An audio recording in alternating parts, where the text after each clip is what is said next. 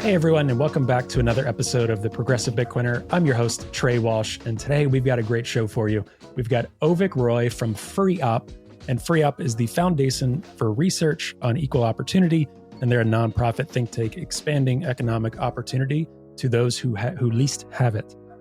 So Avik has been on the show before, and as I've mentioned at the beginning of the show that you'll hear, he had a conversation with former guest Mark Stefani a couple of years ago, back in February of 2022. And there's a lot that has changed, and yet a lot hasn't changed in terms of the conversation and the things to talk about. So Avik has such a wide background that I couldn't possibly illuminate enough in this introduction. He has a medical background, obviously his policy work, working on numerous Republican candidate campaigns, and FreeOp is completely nonpartisan in their approach. Really, they're pragmatic, trying to focus on solutions to problems, which we talk about a lot on the Progressive Bitcoiner, right? Not making things partisan, just looking at solutions and problem solving that us Bitcoiners really like to do. And yes, us Progressive Bitcoiners as well. So this was a great conversation. We just did a pulse check on so many things on the policy front, in terms of a lot of legislation going on, political campaigns, the presidential election. We've talked about Bitcoin and the fact that Bitcoin is winning. You know, what comes next for Bitcoin, regulatory concerns, policy work, how to talk to your local politicians and leaders about Bitcoin, and talking to progressives about Bitcoins, you know, all the stuff that we usually like to talk about on this show. And Avik had such great wisdom to share with us. So I know you all are going to love this episode. And please check out FreeOp and check out Avik's work and the whole team over there. You'll see a lot of that in the show notes that we mentioned throughout the show. So check out FreeOp's website, subscribe to their newsletter and their mailings as well, to stay up to date with their great policy work. They do so many different things on talking about wealth inequality, nuclear and energy policy, a lot of these areas that we like to get into on this show as well. So I want to thank Avik for coming on the show and having such a great conversation. And for those listening, you know, please be sure to share this with your progressive friends, share this far and wide, just in general, for someone who has deep knowledge of a lot of these issues and is able to talk about things in a really nuanced way, which we so appreciate. And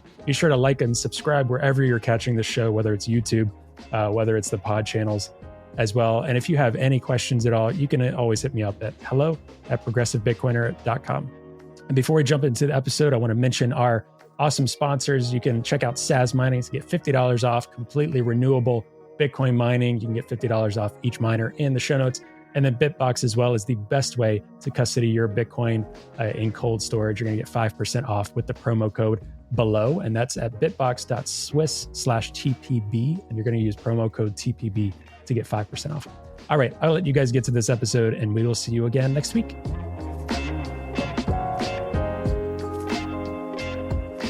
Hey, Avik, and welcome back to the Progressive Bitcoiner. How are you?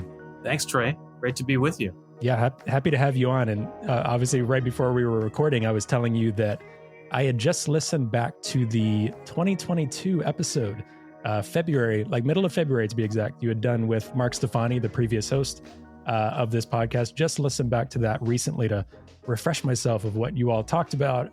Mark's a dear friend. I think him and I share a lot of similar views and topics that I wanted to talk to you about as well in this episode. So I will say, folks, listen to this episode. It's going to be different, but go back and listen to that one as well. And Avik, you mentioned you might go back and listen to it yourself. I think that would be interesting for you as well. So definitely, folks, if you're hearing this, listen to this episode. No need to stop, or this isn't a part 2, but go back and listen to that one. So anyway, before we get too much into this conversation, I'm sure that'll be robust. For those that don't know you, many of you will know you from your policy work, previous campaign work, through FreeOp, so many other things, and your writings, Bitcoin Policy Institute, et cetera, et cetera. Do you want to give people a little bit of a TLDR on who you are and what you do?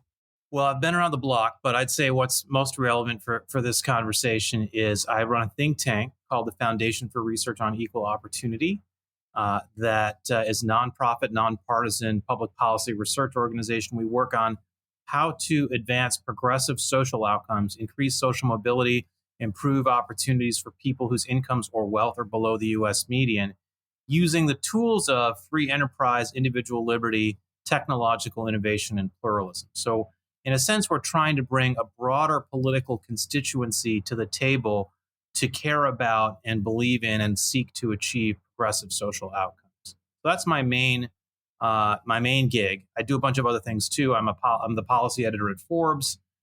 which is the main place where I write about public policy other than at freeop.org. It's FREOPP.org, one E rather than two. And I also, I'm involved in the Bitcoin world. I've owned Bitcoin for a long time, but I wasn't really public about it until relatively recently. I wrote a kind of, you could say, almost a coming out piece for a journal called National Affairs called Bitcoin and the U.S. Fiscal Reckoning, where it's a journal that's widely read in Washington, and I was basically trying to explain to the Washington crowd why Bitcoin is not merely a passing fad, why it's very relevant to the discussions people have in Washington about the federal debt in particular, and why actually people in the Bitcoin community should actually care a lot about what Washington thinks about Bitcoin as well. Because I think at that time, this was in 2021, there was this attitude of, hey, Bitcoin is this uncensorable network. We can do whatever we want. Governments can't touch us. And that while that's technically true, I think that the Bitcoin community at that time, and I don't know where it stands really today, I'd have to think about it. But at that time in particular, just didn't feel like Washington could do anything about Bitcoin. And I think in the last several years, it's become very clear to more people that, in fact, Washington can do a lot to make life hard for Bitcoin. If the goal is for everyone to use Bitcoin, for it to be easy for people to use Bitcoin, Washington and public policy and federal law can make it very hard for Bitcoin to be widely used. It can't stop the Bitcoin network from functioning, but if the goal is for everybody to have access to Bitcoin, particularly those on the bottom half of the ladder, there's plenty that Washington can do to stymie that. So that was really the goal of this article, and I won't say it went viral because it was a 60,000 word or 6,000 word article with not a lot of graphics, but it was widely read and caught the attention of a lot of Bitcoin OGs and commentators and things like that, and that started to put me on the map of the Bitcoin world, and so now I'm a lot more active in Bitcoin. At my think tank, we have an explicit vertical or practice group or whatever you want to call it in Bitcoin policy. I'm on the board of the Texas Bitcoin Foundation, and I'm the senior advisor to the Bitcoin Policy Institute, among other things. So I've gotten more involved in Bitcoin policy and just try to take advantage of this experience I've had, whether it's thinking about public policy, working on presidential campaigns, trying to be more helpful to be a translator between the Bitcoin world and the public policy. Yeah, that's quite the resume. That's quite, you must, there's not enough hours in the day, it sounds like, for everything you want to work on and do. I think, I'll jump right in here because the conversation you had with Mark is fresh on my mind. And one of the things that I was just mentioning is it was 2 years ago that you were having this conversation on Bitcoin. A lot of the conversation was about how do we engage with progressives with Bitcoin, with DC, where does Bitcoin stand right now? Inflation was even higher at the time, but we're seeing that inflation is still sticking. There's ETFs now. I'm sure ETFs didn't even cross your mind, maybe super realistically at the time in 2022. And one of the points you made, I believe, was actually the title of the episode as well. Bitcoin is like the most progressive force ever, something like that. So we had one question. I think you had seen the tweet as well. I kind of put out from the Progressive Bitcoiner handle saying, "Hey, we'll be having a conversation. Does anyone have any questions?" That kind of thing. And we got one from Brian. He's been on the podcast as well. Longtime progressive Bitcoin OG proudly from Minnesota, and he said, "Okay, so you had mentioned that Bitcoin is like one of the most progressive tools or forces, possibly in the world a couple of years ago. Do you still feel that way about Bitcoin? And in general, what is your sentiment about Bitcoin now versus then?" Well, think about it this way: if anyone in that bottom half of the economic ladder had put a proportion of their savings in Bitcoin as opposed to the U.S. dollar, where would they be today? They'd be much better off, right? And that's maybe a relatively short term way of thinking about it. That's a 2-year time horizon, but I think that the events that have happened in the United States and around the world over the last couple of years have only reinforced the case for Bitcoin. And I would say, like, I think one thing I should point out or make clear is that what I think the case for Bitcoin is may not be what every Bitcoiner thinks the case is for Bitcoin, in the sense that there are plenty of people, for example, for whom Bitcoin as a mechanism of payment is really important. My friend Peter McCormack likes to talk a lot about, how he's traveled to Africa and how the use of Bitcoin for payment in Africa is really awesome. I'm less convinced that Bitcoin has a monumental advantage for payments outside of international payments. So, like, if you're trying to make payments across national borders, Bitcoin is really useful for that.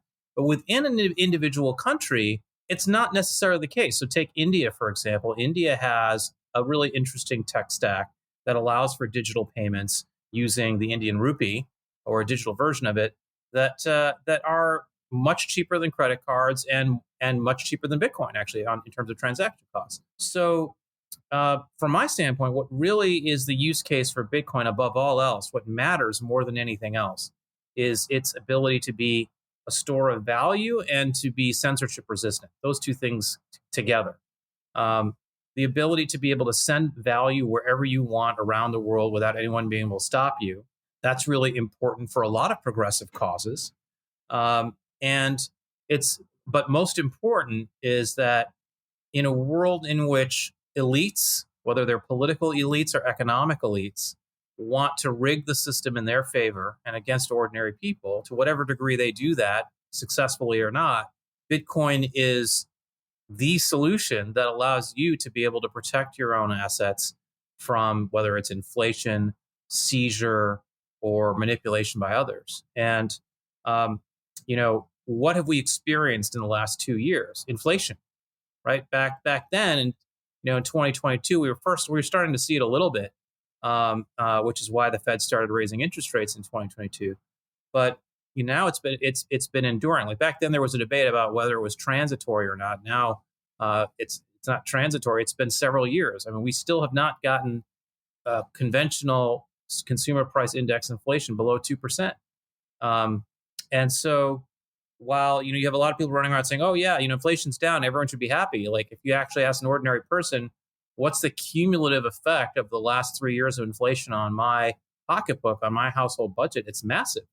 And so there can be no doubt that if you had parked your savings in Bitcoin with all the volatility of the last several years, despite all that, you still would have come out better today than you did a couple of years ago. And again, a 2-year time frame is not really the right time frame to evaluate Bitcoin. You should evaluate Bitcoin over 4 to 6 years minimum, because actually what a lot of studies show is that basically, if you've owned Bitcoin for longer than 4 years, you have made money, period. No matter when you bought it and when you sold it, if your holding period was longer than 4 years, you've come out positively. Now, of course, that may not continue forever. There may be other things that happen, but over the long term, if you're the kind of person who works hard and plays by the rules and just wants to save and rise up and make life better for your family and your kids, Bitcoin is an amazing way to do that. It's an amazing way to reward people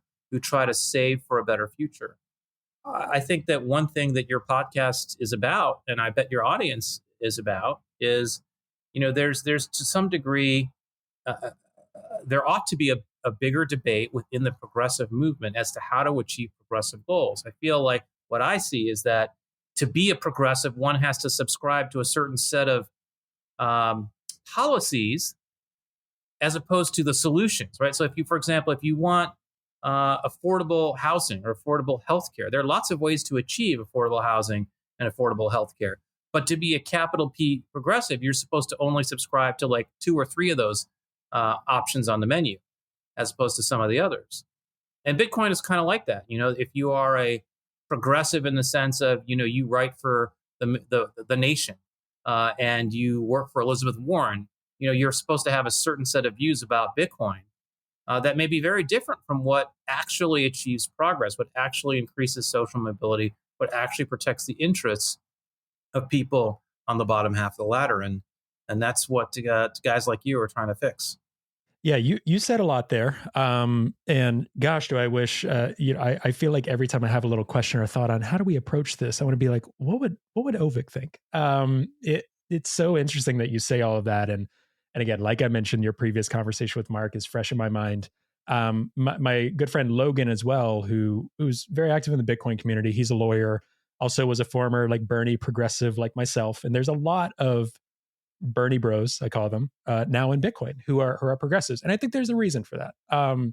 Sure, policy wise, you could have some different arguments there, but what I try to tell a lot of Bitcoiners, because this show does two things I've realized. One, it's slowly starting to appeal out to more people, just in terms of the progressive Bitcoin. That's an interesting combo. Okay, let me listen here and there. Maybe I can check out Bitcoin. It also teaches Bitcoiners and libertarian US based libertarians that not all quote unquote progressives are Elizabeth Warren or are centralized totalitarians.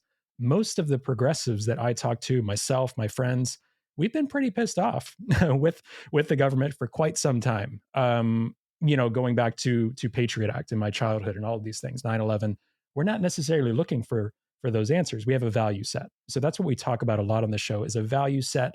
And I am much more in the pragmatic camp. There are other progressives that might not be. Where I am less at this point concerned about is it the right method to get there? I'm more so wondering how we've been doing things from any political framing has not gotten us there. And I know that's what you focus on a lot at FreeOp. But my friend Logan and I talked a lot about capital P versus lowercase p progressivism. And we did a whole episode on this a few months ago, and we said it so much that people were probably so tired of it. And it's a little niche the way we classified it. I wish there was an easier way to do it, but that really is the name of the game. Is if you're a lowercase p progressive, this is my opinion. I think you are ripe for having these conversations, being open to what we're talking about, open to Bitcoin. If you are a capital P progressive, for me, it's harder to reach that audience right now. There's a lot of resistance still with environmental factors, Elizabeth Warren camp. Well, the art of persuasion is being somebody. You can only. It's very hard to persuade somebody of something if they don't feel you share their values. I think what your audience and your community can do is help make those inroads by saying, first of all, hey, we have the same values. Have an open mind about some of the things we're talking about. I was in Washington this week. I flew back last night to Austin, where I live now, and that's what's behind me in this video is downtown Austin. And I watched this new documentary, Finding the Money, which is basically a documentary by and about Stephanie Kelton, who has become the leading exponent of modern monetary theory, which I'm sure a lot of people, if not everyone in your audience, knows a lot about. And it was very interesting to watch this documentary because it's very much of this vein. It's like, hey, we are the progressives. Stephanie Kelton, I don't know if she still is, but was the chief economist for the Senate Budget Committee, where Bernie Sanders is the chair, and has applied a lot of her ideas in using that platform. Among other things, she's a professor at the State University of New York at Stony Brook. And one of the things that she argues, actually really their core argument, the MMTers, is that, well, we can print all this money and it's okay because, unless there's inflation, which is kind of funny because it's all we've experienced ever since the MMTers had their heyday. But their argument is that the value of MMT, meaning the value of spending all the money in a deficit increasing way, is that money ends up in the pockets of ordinary people. Hey, if we spend all this extra money, we can solve inequality. We can solve the problems of unaffordable housing and unaffordable healthcare and all the other things that progressives want to achieve. What's remarkable about that assertion is that the evidence is exactly in the opposite direction. And what I mean by that is that in the 53 years since 1971, where we detached the U.S. dollar from the value of gold, and therefore enabling this massive deficit spending, where you just print the dollars to make up the difference, what has happened? We've had the biggest increase in wealth inequality in the United States probably ever. I mean, I hate to use the word ever because there's some period in the 1800s where it was worse, but the wealth inequality has massively increased, and the reason why wealth inequality has increased is because when you print the money, it doesn't go to poor people; it goes to the banks. When the Federal Reserve prints money, it literally is handed over to financial institutions. And last time I checked, progressives are supposed to be against making the banks richer. And yet, when you print the money the way Stephanie Kelton and Elizabeth Warren want to do, because Warren is a big believer in this approach to monetary policy as well, what you're doing is you're massively increasing the wealth of the financial sector and making it that much harder for ordinary people to buy a home or to afford the things they need for their daily lives. And I find this just complete ignorance of the actual consequences of their policy to be astounding. Rich people are wealthier than they've ever been thanks to all the extra money that flooded into elite economic institutions during the pandemic. And yet Stephanie Kelton feels like this is the time to publish a documentary about how great she is and how smart she is. I just find it incredible. Yeah, I would agree with you. I think it's really hard because one of the things that I try to do a lot, really, and I talk to other Bitcoiners about, but for me, I'm like, I remember when I didn't know about money. I didn't know about how the economy, how these things actually work, right? I had an understanding of sociology and economics in undergrad, but to this extent, right? Energy markets, all of these different things you kind of learn about through this process. So I try to go into it with that, saying, okay, a lot of times these folks, maybe not folks in leadership positions, but let's say average people that might go along with these theories, good intentions, really good intentions. But I like having this conversation with you. Your whole work and practice is based on what is the data telling us? What is this actually telling us? And it's telling us that's not actually the case. And I want to bring up one funny point too, because I haven't seen the film yet. I do need to go out and watch it. Familiar with her work and a lot of writings that she's done. There was a popular video that was passed around that I'm sure you saw as well. Maybe at the time of this recording, maybe 2 weeks ago, a month ago, where it was an advisor to Biden for the economic advisor. You probably know this person maybe personally, or you know of them. And they were speaking to her, and they didn't really know. They were coming off as if they didn't know how debt monetization actually worked and how we actually created money, spent money, used debt, all of these things, right? And for her perspective, it was to point out, okay, the government doesn't really know what they're doing. MMTers can help with this, right? For Bitcoiners, they saw that rallying cry and they're like, see, the government doesn't know what they're doing. But it was kind of funny because I'm like, do Bitcoiners realize this is the MMT film that this is actually from? So it was kind of a funny, I feel like a lot of Bitcoiners put that film on their radar and MMT back on the radar because of that clip. So I thought that was kind of funny from the film. Yeah, so Jared Bernstein, I do know him personally, and he is the chair of the Council of Economic Advisors in the White House under Biden, which is there's several different economic policy organizations within the White House. The two most important are the Council of Economic Advisors, which are kind of like the more academic forecaster types who try to project how economic growth is going to go, GDP, things like that. Do much more of the kind of research-based work. And then there's the National Economic Council, which is more the policy-oriented part of the economic policy team, where they really try to say, okay, based on our view of the economy, what do we think we should do on X or Y or Z? But yeah, he runs the Council of Economic Advisors, and it was a train wreck of an interview. I watched the whole thing, and he clearly, I always try to watch these things with a charitable lens to see if something's being taken out of context or not. But he clearly does not understand how the federal debt works. And frankly, that's a problem for a lot of people. There are plenty of conservative economists who don't understand how the federal debt works. And one thing I will give the MMTers credit for is they are right that we have the ability, just in the United States, not everywhere. That's another thing that this movie doesn't really talk about. The United States has what the French call the exorbitant privilege of being able to borrow in its own currency and print more dollars than it really ought to by rights be able to do, and not suffer the consequences as severely, because we are the number one world's greatest superpower. and because so much of the world revolves around the US dollar, and the dollar is the world's reserve currency. But like all exorbitant privileges, if you abuse the privilege, eventually it collapses. And so it's like saying, like, let's say you're the kind of person who, we all know somebody who can just eat whatever he or she wants and still stay thin. They have some like great metabolism, right? It's not because they work out more than us. They just have genetically a great metabolism, right?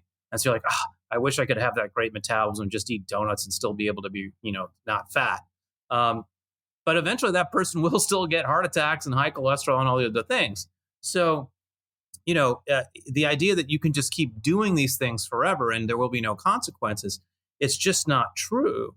And a lot of my policy writing, like that article, Bitcoin and the U.S. Fiscal Reckoning, I have another one on a related vein coming out later this year in 2024, is on this topic of, okay, like what happens when, people get tired of all the borrowing and the debt becomes too big. And the MMTers hint at this when they say, yes, the real limitation to our ability to print money is inflation. But what they don't seem to understand is when that will happen. They swore up and down in 2021 and 2022 when Biden came in that we could spend trillions upon trillions of dollars and it would be no big deal because inflation wouldn't occur. And then inflation happened. And in the documentary, they actually acknowledge this to some degree, but then they say, well, the inflation wasn't our fault. It was because of COVID. It was because of the lockdowns. Well, who were the champions of the lockdowns? The progressive movement were the champions of the lockdown. So, I don't think Stephanie Kelton, I don't remember her when the lockdowns were happening saying lockdowns are really bad and we should not lock down the economy because it'll cause inflation. I don't remember her ever saying that. But in fact, inflation has continued even after the lockdowns were lifted. So that's not really what happened. Inflation is a result of too much money in the economy because, like, the way to think about it is imagine there's a pie and you divide the pie into 4 pieces, and let's call each of those 4 pieces of the pie $1. Okay, so if you all of a sudden say we're going to have $8 rather than $4, all you've done is divided that same pie into 8 pieces instead of 4. So yes, there are 8 pieces of the pie, but each piece is half of what it used to be, and that's inflation. Your purchasing power has been cut in half, all else being equal. And so this is the challenge that every other country faces. If you're Argentina and you try to run a huge debt and not be able to pay it back, you get screwed right away because you're borrowing in U.S. dollars. You're not borrowing in Argentine pesos, and so you can't devalue your own currency because if you do that, the size of your debt actually goes up because it's in dollars, not in pesos. So that's the big advantage that the U.S. has had for a long time. But that advantage is coming to a close. Right now, we have a $34 trillion debt. We're going to be at $50 trillion in a few years. If all goes well, we'll be at $50 trillion in a few years. If things go badly, who knows? But once the debt starts to get to $100 trillion, $150 trillion, which, if you're a listener to this podcast, if you're 20 years old, like when you're 40, the federal debt's going to at least be $100 trillion, probably $150 trillion. And there's only about $400 trillion in the world. Like the entire wealth of the world is about $400 trillion. So you literally run out of other people's money. There's just not enough money that's lying around in the rest of the world to lend to the United States. And so what happens? As people stop lending money to the United States, as that lending dries up, interest rates go up, all else being equal. Because if you are trying to borrow money, if you're the U.S., you're doing that by issuing treasury securities, treasury bonds and bills and notes. And if the market doesn't want to buy those bills and notes because they think America's broke or they just don't have anything left over to lend to the United States, you have to offer a higher interest rate on those bonds in order to attract buyers. That's how interest rates go up. And the Federal Reserve, of course, doesn't want interest rates to go up because they know if interest rates go up, then markets will crash. The economy will struggle because it makes all of your car payments go up and your home mortgages go up. And businesses that want to borrow money to expand, they can't do it because it's more expensive. Having interest rates being higher will slow down the economy. So the Federal Reserve, what do? They say, okay, we will buy those excess treasury bonds that no one else wants to buy by printing more dollars out of thin air. So they keep interest rates down by doing that, but then they printed more money and that pie has gone from, the 4 pieces to the 8 pieces and everyone's purchasing power has declined. That's what creates the inflation. And so the MMTers try to gaslight a little bit by saying, well, we're not really as crazy as everybody thinks, because we do think there comes a point where you can't, just run up deficits forever because there's going to be inflation, and that's when you need to stop. But they have no systematic thought as to what causes inflation and why. We've been having massive inflation over the last 50 years. And that's why so many things are hard to afford today that weren't as hard to afford 50 years ago. And it's been caused by the very things that the MMTers support. Yeah, and that's the hard truth that a lot of progressives, I almost, there's a couple of different camps. I think let's take the MMTers or Elizabeth Warren or folks in positions of power. And I say power, whether it's private power or political power, which is different from the people, which a lot of Bitcoin, and why I'm here doing this is because we think it enables a lot of great things for the people.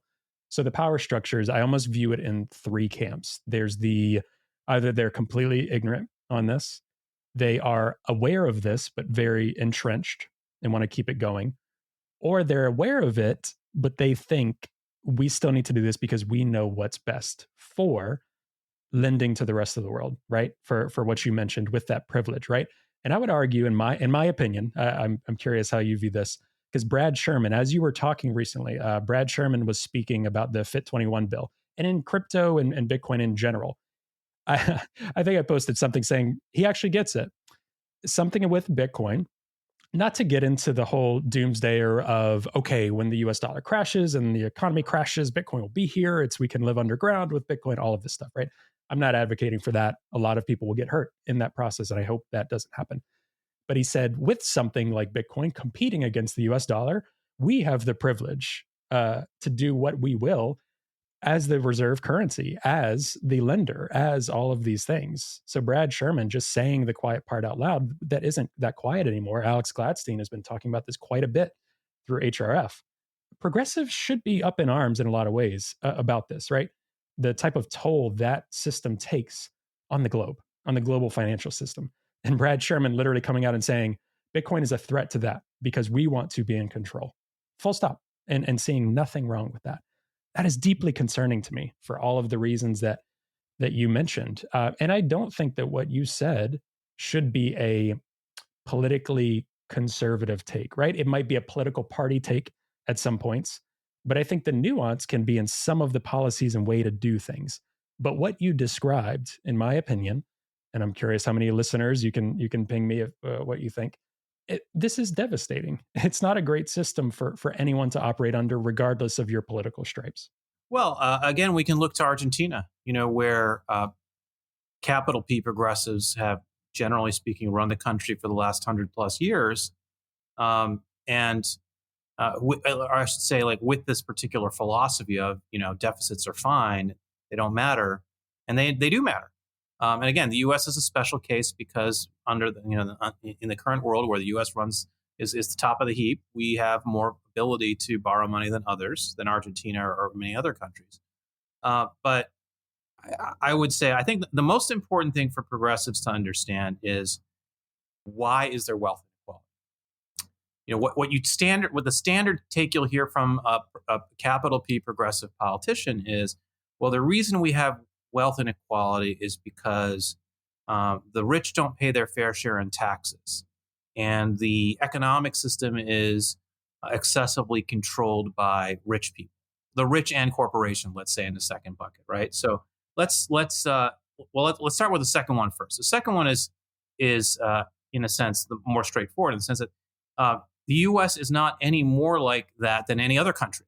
If you go to France, if you go to Germany, you don't think the wealthy and the corporations have influence in German politics or French politics or Italian politics? They absolutely do, but arguably more so in many cases, because, like, to take France as an example, the French have this philosophy of national champions, where they actually go out of their way to say, we're going to create one petroleum company that's going to be the French petroleum company that we're going to we're not only going to, like, root for, but we're actually going to go out of our way to protect and subsidize so they can dominate European markets. That'll be good for France.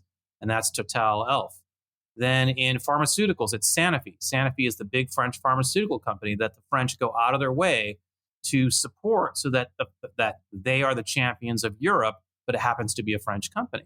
The French do this, and most European countries do this, where the big businesses that have a lot of international success, they go out of their way to protect and serve the interests of those companies because they believe that that's the way to advance their national interests.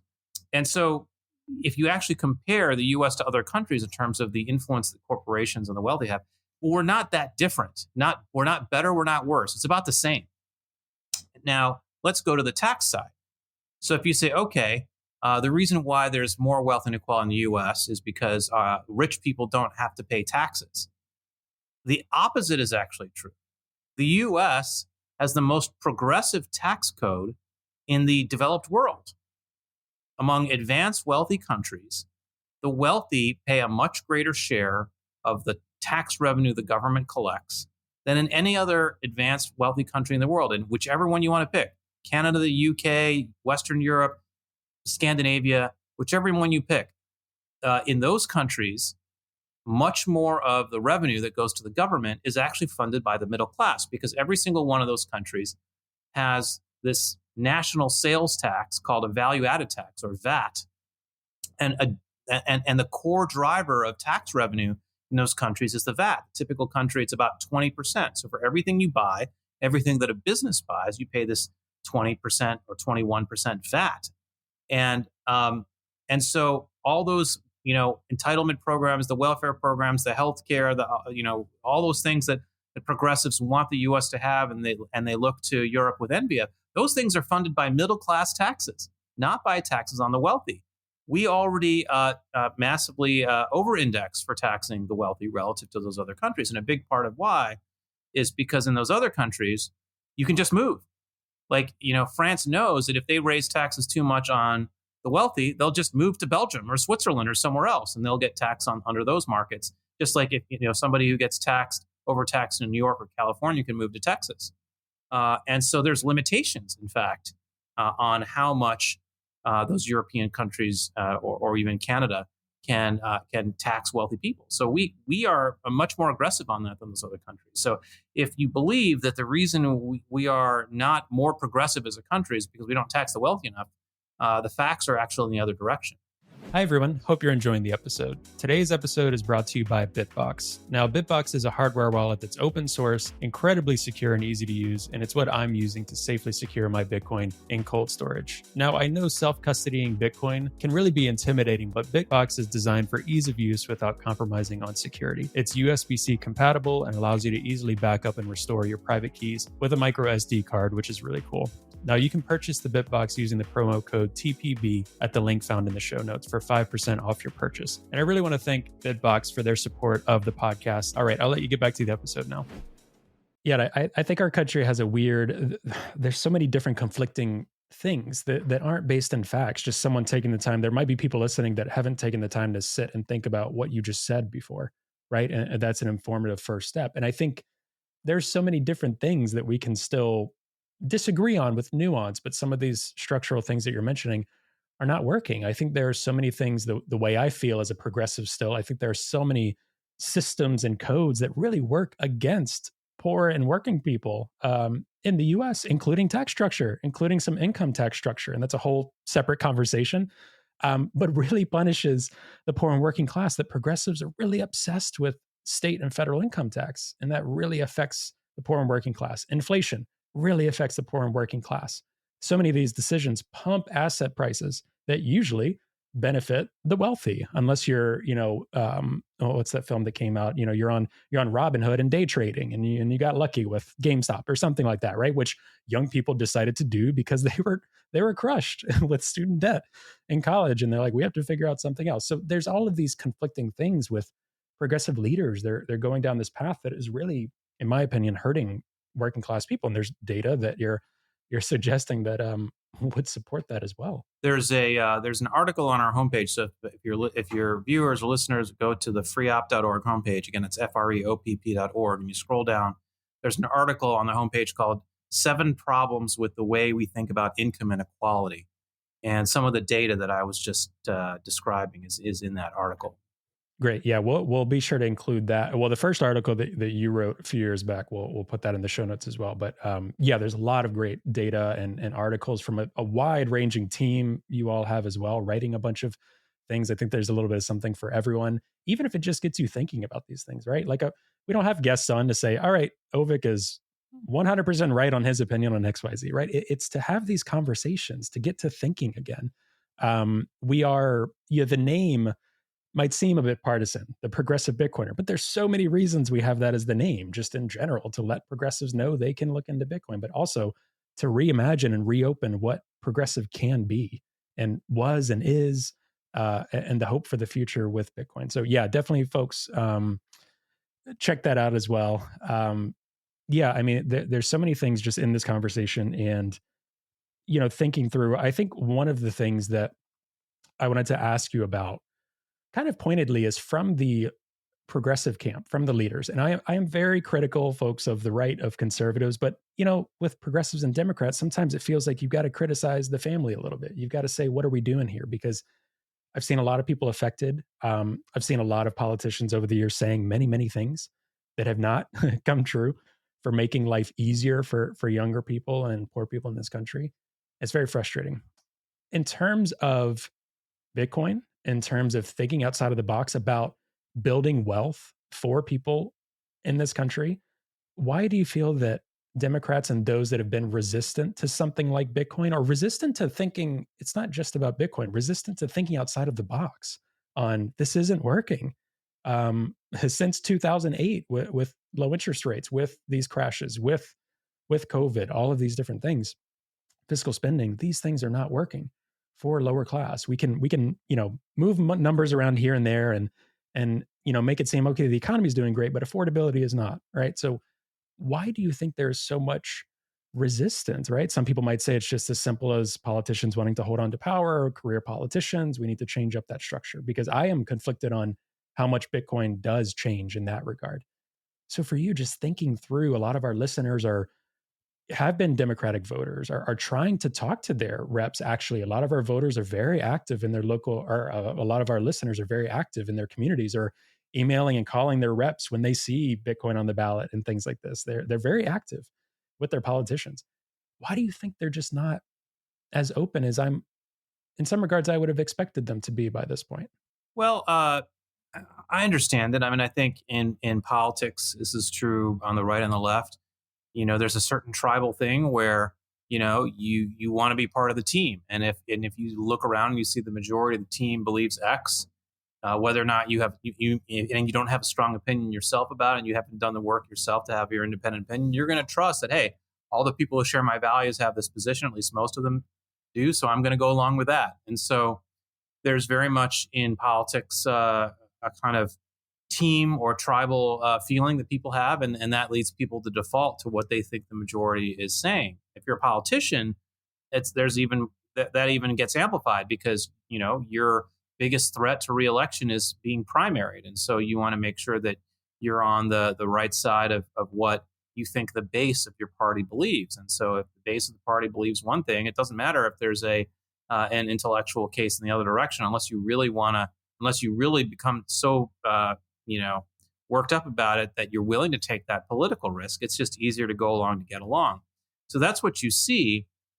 The one counter to that is that you were talking about some of the bills earlier that are coming through Congress, and there has been Democratic support for some of those bills. Notably Chuck Schumer, the Senate Majority Leader, went against Biden and said, "Hey, I'm going to support this bill." And I think it's not so much that Chuck Schumer and Richie Torres and Cory Booker have all ideologically or philosophically converted over to the progressive Bitcoiner point of view. Maybe in Richie's case, you think he's been pro Bitcoin, pro crypto for a long time. What you're seeing is that the New York City area members of Congress that are Democrats are hearing from the financial industry, and they're saying, "Hey, you guys are shutting us out of this incredibly important line of business that would be valuable for us, and help us out here." And the New York area members of Congress understand that, these are, I'm sure they give to their campaigns, but even more so, like these are economic engines for their districts and for their states. And so they're responding to that, which is important. It's obviously if you're like me or you, then you want to reason with people and come to say, hey, this is intellectually the best solution, and this is the thing that's going to do the most for the people that we want to help, and all that's great. But when it comes to politics, practical politics, sometimes those arguments don't work. And what works is, hey, pure self-interest. I live in the New York City area, and New York City area is really driven. The financial industry is the driver of our economy. And if the financial industry is saying this is important to us, then we got to go along with that. And that's okay in the sense that part of how I think people like us are going to change minds in the progressive movement, not with everybody, but with enough people, is to make that argument. Say, hey, like, look, there are jobs at stake here. There's an economy at stake here, and these are this industry that's grown up around Bitcoin is valuable for the people you want to help in that way. And so, that's a factor. And I think one of the things that motivated me to write that article in 2021, Bitcoin and the U.S. Fiscal Reckoning, was that if we can just prevent the Elizabeth Warren types from like banning crypto, quote unquote, for enough time, maybe it takes 5 years or 6 years or 7 years, that the industry becomes large enough that it can start to advocate for itself and influence Congress, then we'll win. And that's where the approval of the Bitcoin ETF in January was such a huge moment, because that was something that people have been trying to do that since 2013. Gemini, the Winklevi, proposed the first ETF in 2013, and the SEC has been sitting on it ever since. And it finally got through because of a lot of back and forth with the courts. But that was huge, because once you have a Bitcoin ETF, it's a lot harder to prevent people from using Bitcoin, because that then will affect the ETF, which a broader range of institutions and individuals will hold. So that's good, right? The more people that own Bitcoin, even in ETF form, means that the constituency that supports Bitcoin will grow. And I think something that progressives have long understood is that the more people that are connected to something, the more votes you have to support that thing, and that's good for progressive Bitcoiners in this context. Yeah, I agree with you, and I think of our audience of Bitcoiners in general, there's a lot of mixed feelings. I think about a lot of this, some of what you said as well, just the ETFs in general, about industry, some of the Bitcoin OGs that you've referenced that you've been in contact with, right? It not because they always wanted this. Obviously, Bitcoin growing and achieving all of these things, some people in Bitcoin OGs would have thought Bitcoin will consume the world in a lot of ways, these industries. But it must feel kind of weird as well, this pet project, this cypherpunk movement into now BlackRock, and for progressives, right? BlackRock talking about Bitcoin very openly, right? I'm like, well, that doesn't necessarily help the progressive cause, or those progressives that already view BlackRock in one regard. So, from your end, kind of thinking about all of this, thinking about Bitcoin in general from a 30,000-foot view, how do you view the industry now here? You referenced some politicians, which I don't know if we'll get into a little bit more, but you kind of referenced it, a bit more bipartisan support, some politicians getting on board for the reasons you mentioned. In terms of Bitcoin's success and what you think and what you articulated earlier, part of its purposes as a tool, or what it's most effective at, do you view it as this Trojan horse that's really doing what some people thought in terms of the game theory? And do you have reservations about some of the things we've been seeing with industry and politicians, things like that?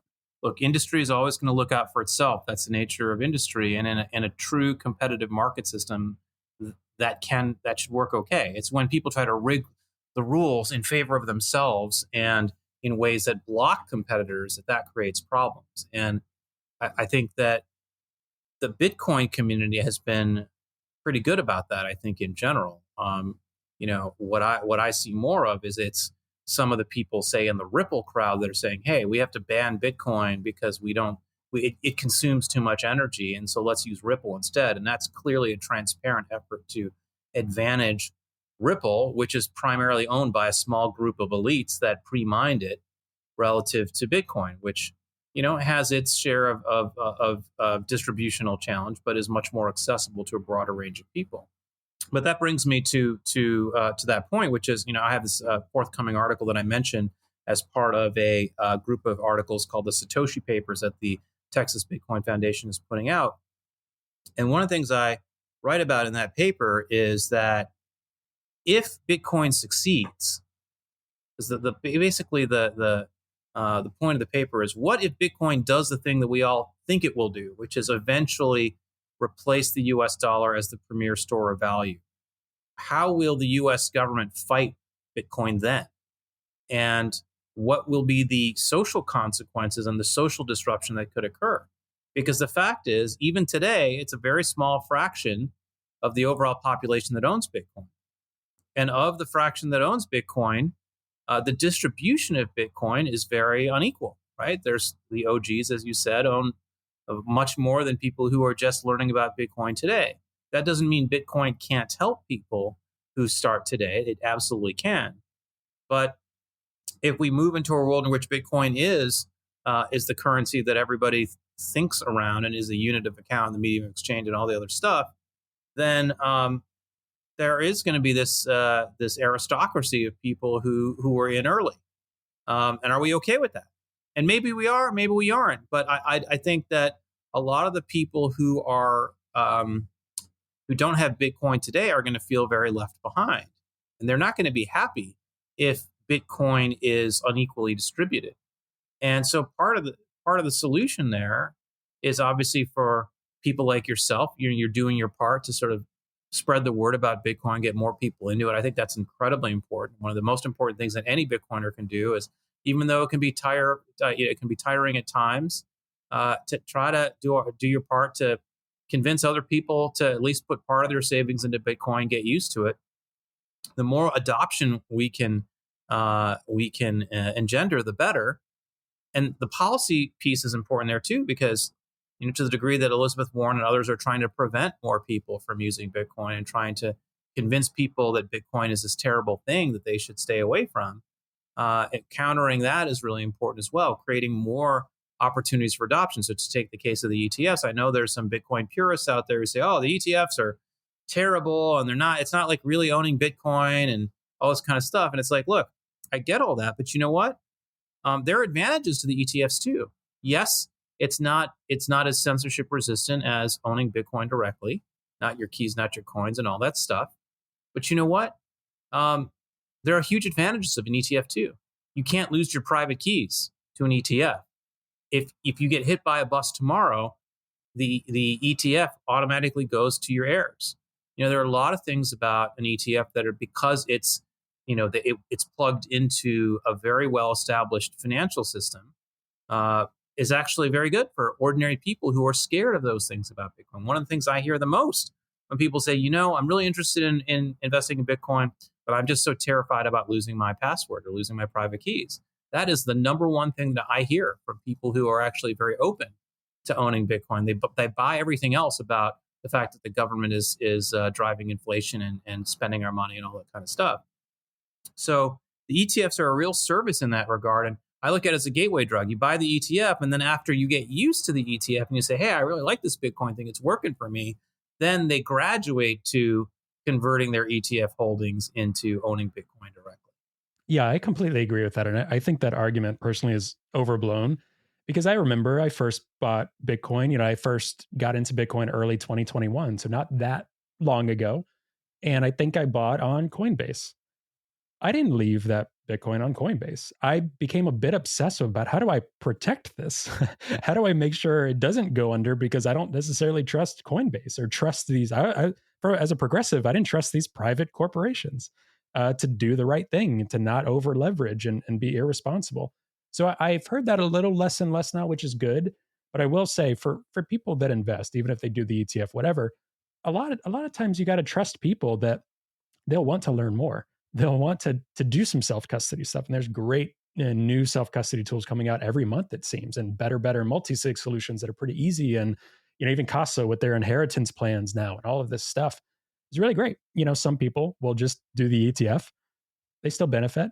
Others will continue to go down the rabbit hole, just like any other technology, hobby, passion. And people rarely just stop right at the beginning of something that's working if we believe that Bitcoin is working. And if it's not, then they won't. The same is true, by the way, with ETFs in the conventional stock market. So it used to be, before ETFs became mainstream, that if you wanted to invest in the stock market, you had to pick the individual stocks. You had to say, okay, do I want to own Microsoft or AT&T or General Electric or whatever it is? And that's a lot of work for people who don't otherwise have an opinion about which company they should invest in.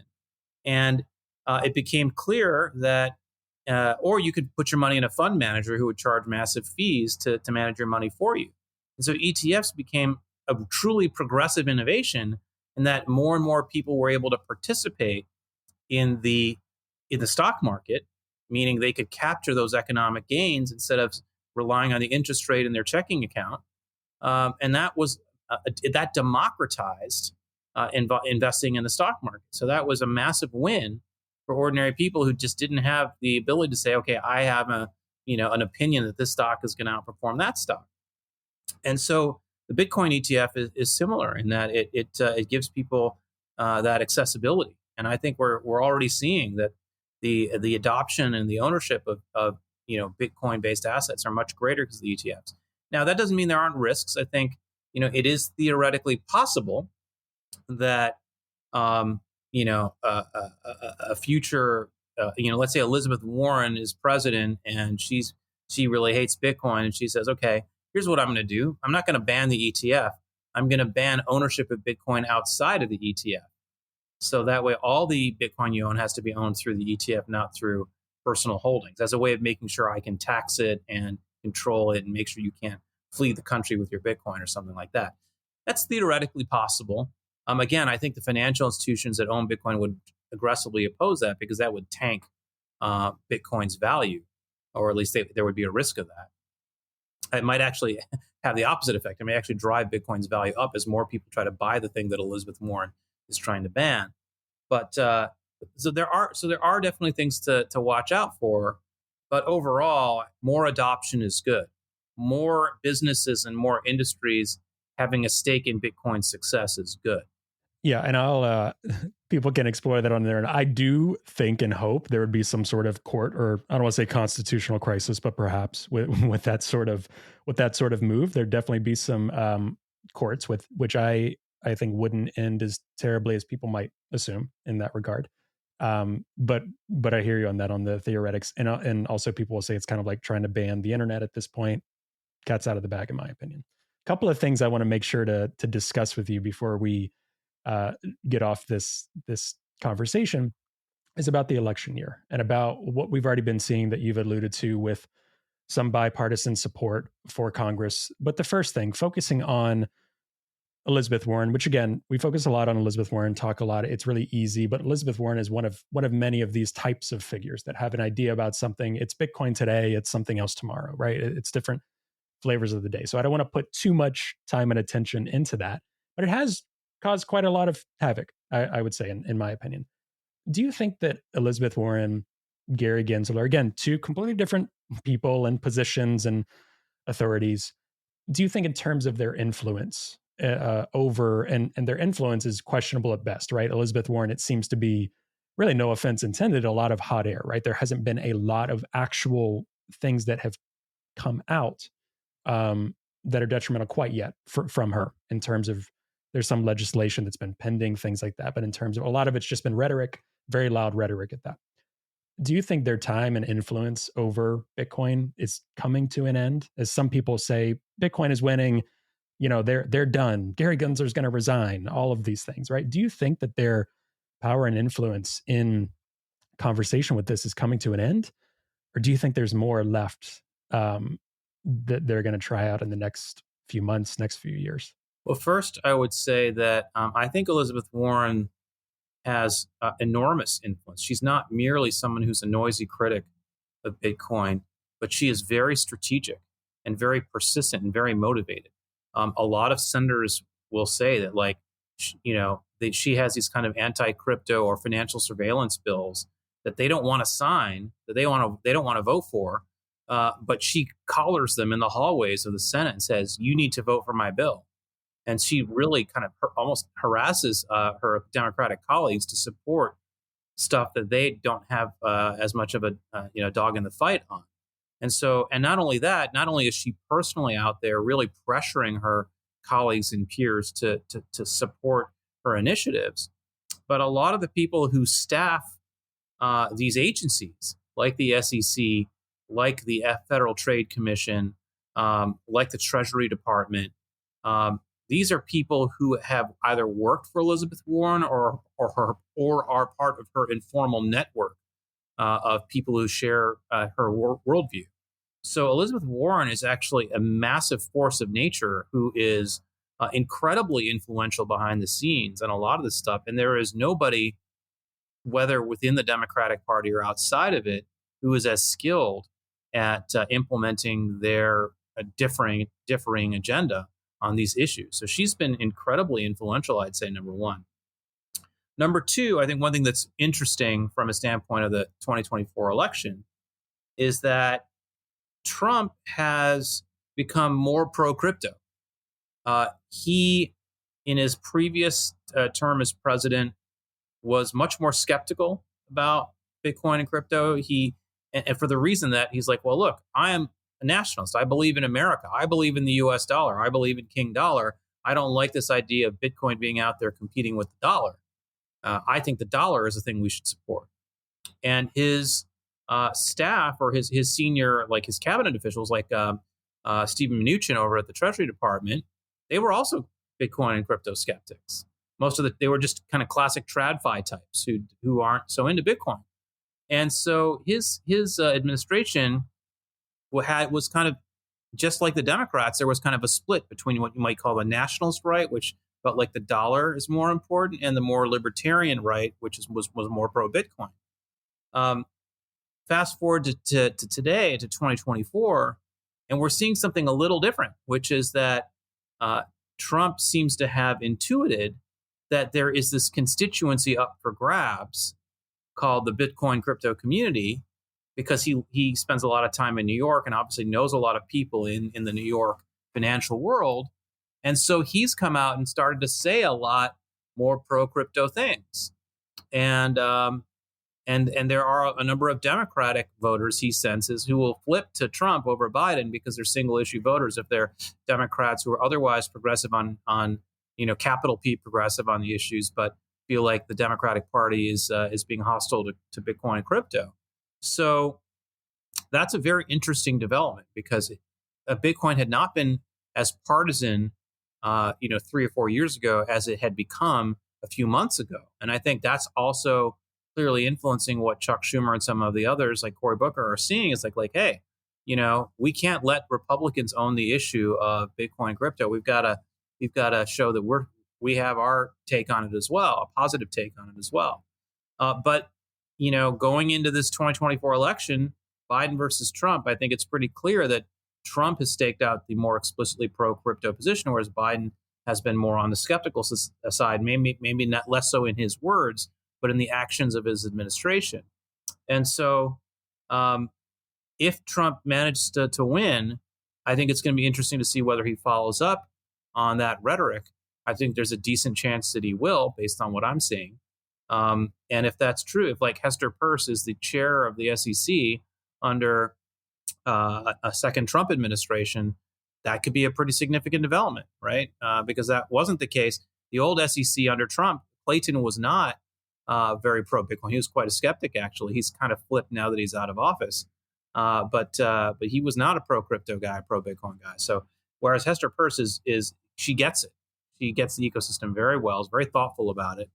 And that could be what everyone thinks of Trump. That's one area where he appears to be more favorably positioned from a crypto standpoint. So I think that's going to be interesting to watch. And we'll have to see how much that influences the election.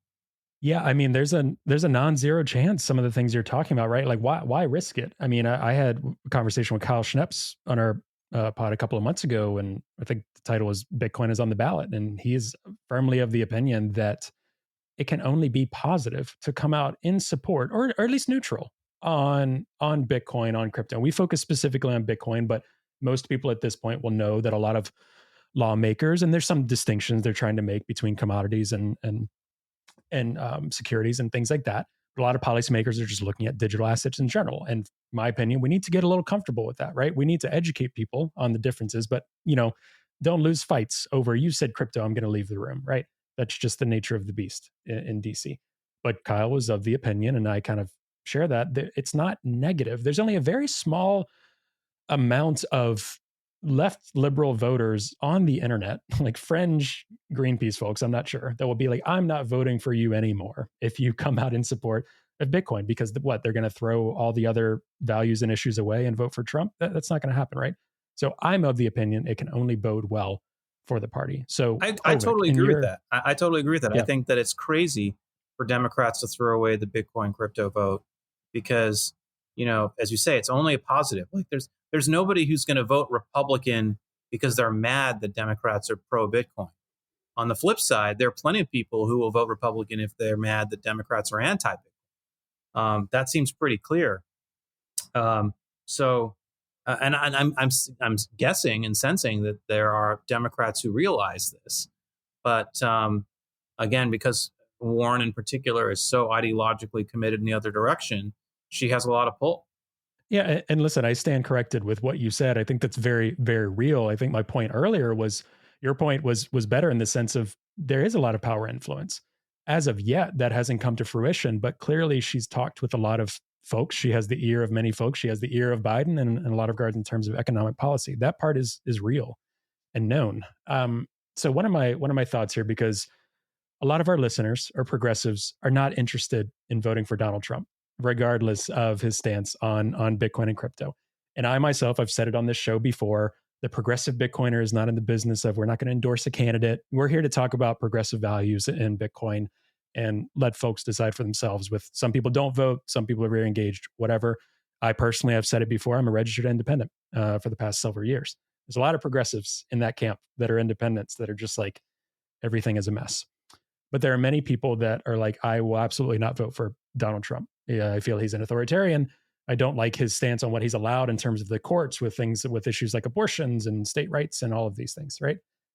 So in that regard, if you were to talk to Democratic leaders or the Biden administration, right? Because we've seen some representatives come out in full support of Bitcoin and crypto, but at least in a more neutral and open stance. We've seen other Democratic lawmakers not speaking about it, I think mostly out of fear of Elizabeth Warren and others that you've mentioned, but kind of keeping a neutral stance, which is fine.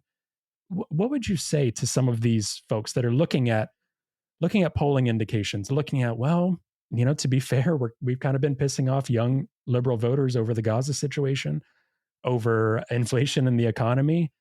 We're trying here, but we're really not sure, right? So in terms of Bitcoin and crypto, what are some things you would talk to them about, like ways to change course? And do you think that the Biden admin would change course? Because you're right, maybe there's not a lot of rhetoric, but there's been a lot of policy or actions, like even the tax on miners, right? What, up to 30% electrical tax, which basically pushes miners out of the United States, which could then benefit Russia and other places that they really don't want to. So that's a whole confusing thing. So, well, what can Democrats do? Look, here, I think the good news is that Bitcoin has not sorted yet in a partisan way, the way, say, abortion or climate or some of these other really kind of touchstone issues have. I think you can be, and there are plenty of Democrats who've shown that they are pro Bitcoin and still very. Ron Wyden is a great example. He's a not just a random senator. He's the chair of the Senate Finance Committee. He's very much a guy who believes in financial privacy and the utility of technology in that regard. He doesn't like tax evaders, but he is very, he's pro financial privacy and pro technology's utility in that. So I think there's, other than the sort of New York area congressmen who are really focused on their local industry, I think there still is plenty of room for, members of Congress who share our views to just say, hey, look, I'm pro Bitcoin because I believe that it helps us achieve progressive goals. And here ABC is why. I think if you make that case to a progressive audience, you know, you may get some disagreement. You might get some, from the Elizabeth Warren types, but I think you're not going to get kicked out of the room for saying that. I just don't see that right now. Yes, there's a lot of eye rolling in progressive circles about, maybe the more toxic maximalist types who have a libertarian bent. But I think people are open to these arguments. Maybe I'm wrong about that, but that's what I see. I feel like you can make those arguments, and what's important is I will say this: like, it's a big country, and it's easy to think you can't make a difference, but you absolutely can. I mean, look at me. I'm really, I had no connections in the public policy world. I was just a guy with a keyboard and an opinion, and here I am doing all this stuff. The fact is, if you get involved, and particularly where you live, with your local members of Congress and your local senators, they will listen to you because you're a constituent. And if you really make a point of banging down their door and calling in and saying, I want to meet with you to talk about why I think Bitcoin is progressive, make the arguments. And maybe they disagree with you, maybe they don't. Maybe they give you a fair hearing. But the only way they're going to change their mind is if they know there are people who they are obligated to be responsive to who feel differently. That's what makes them take your arguments seriously. If you live in California, you're trying to convince a congressman from New Jersey, you're not going to have a lot of luck unless you're very skilled, very persuasive, or run a big national organization. But your local congressman absolutely will care what you think. Yeah, I am hopeful and think that, because for a little bit, there were a lot of Bitcoiners that were like, you know what, the politicians are never going to get it. We don't need them. Bitcoin doesn't need them. My opinion has always been like, well, if you're a citizen of that country, you might want to care a little bit. Bitcoin doesn't care, but you might as a person, as an individual. I think with some of the heat coming up with regulatory concerns or with Samurai, with other things of privacy, and we've been having chats around that on other episodes of our show as well.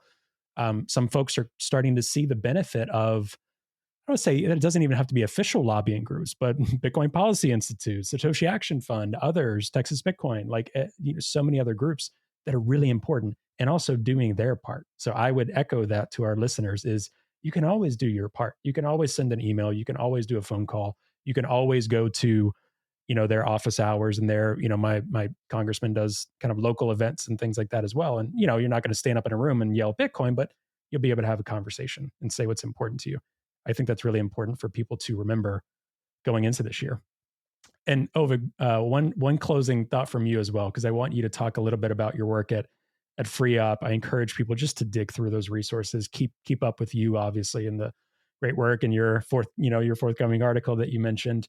But looking into this year, a lot of the things we end up talking about the show can be a little overwhelming at times, can be kind of like, especially with politics, especially with rhetoric, can feel overwhelming about what change is coming, right? And a lot of us are into Bitcoin because we want the world to be a better place. We want people to flourish. We want humans to flourish and be able to save and combat inflation and all of these things.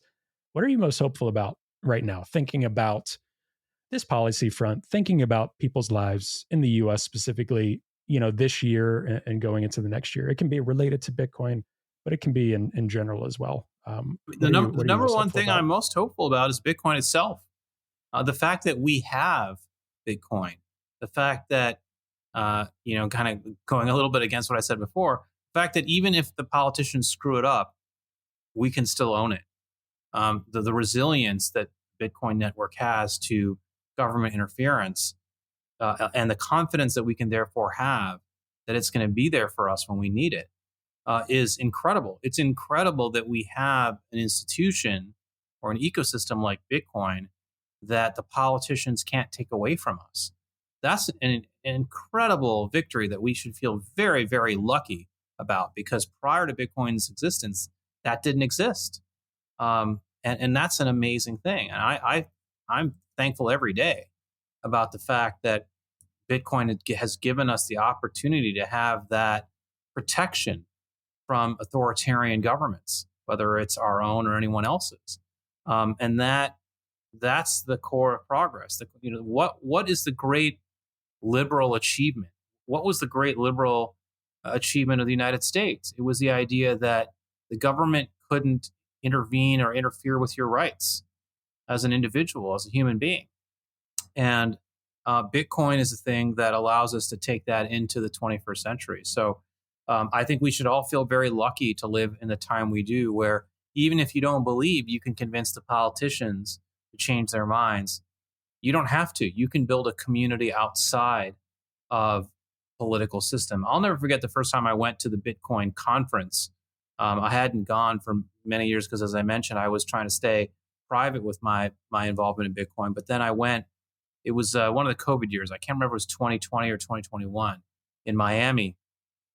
And you're in this, convention center, and it is packed to the gills with, more than 10,000 people. And I remember thinking, coming out of that meeting, like, Bitcoin is not. It's a social movement. It's not merely a piece of software. It's not merely a group of people transacting with each other financially. It is a social movement. And why is that important? It's important because every social movement, what being part of a social movement engenders is far and beyond purely the economic incentives.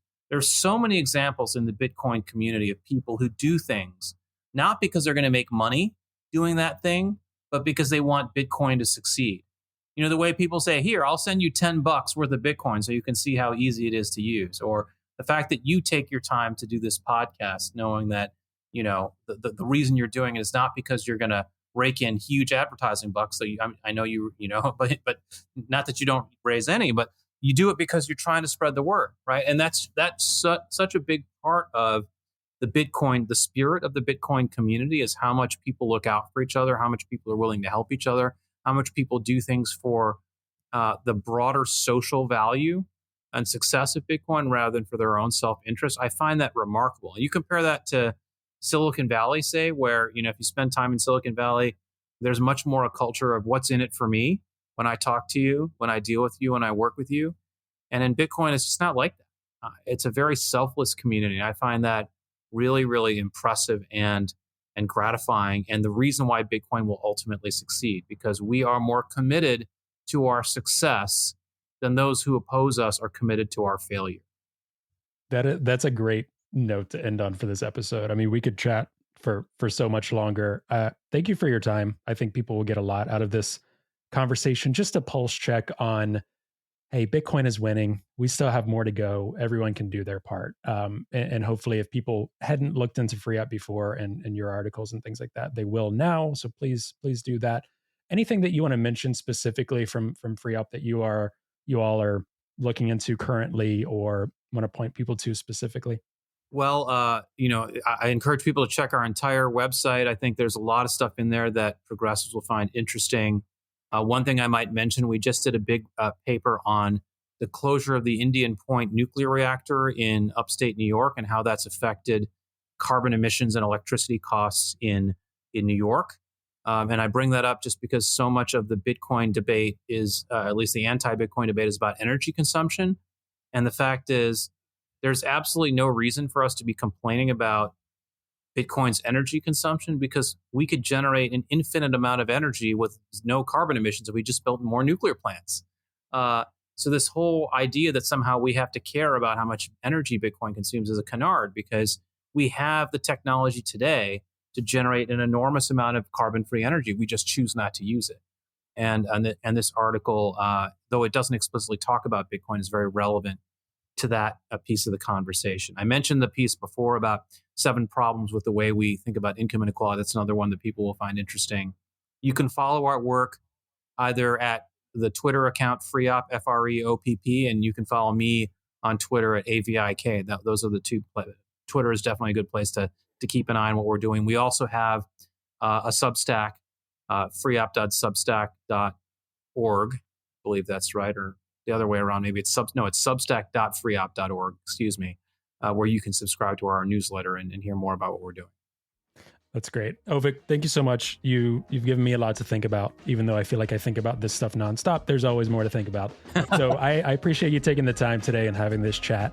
And we'll definitely have to do a part 2, part 3. We'll we'll keep up and keep tabs as the election gets closer as well. Thanks, Trey. Thanks for all you do.